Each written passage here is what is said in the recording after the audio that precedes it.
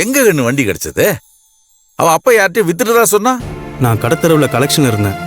அப்போ ஒரு கடையில் அண்ணத்தோட வண்டி நின்றுட்டு இருந்துச்சு. கடையில் நான் விசாரித்தேன். அவன் பேசுனதுலே தெரிஞ்சது அண்ணத்துக்கு தெரியாமல் தாமிதர் மாமா வண்டியை விற்றுருக்காருன்னு. அப்புறம் நானே காசு கொடுத்து எடுத்துகிட்டு வந்துட்டேன்ப்பா.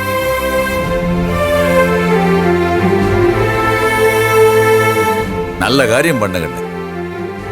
அவ அப்பா வண்டியை வித்துட்டான்னு தெரிஞ்சதுல இருந்து அண்ணத்துக்கு மனசே சரியில்லை. இவ்வளவு நேரம் கடந்து அழுதுகிட்டு இருந்தா. வண்டியை பார்த்ததுக்கு அப்புறம் தான் அவ முகத்துல சந்தோஷமே வந்தது. நாங்க என்ன சமாதானப்படுத்தி சமாதானமே ஆகல.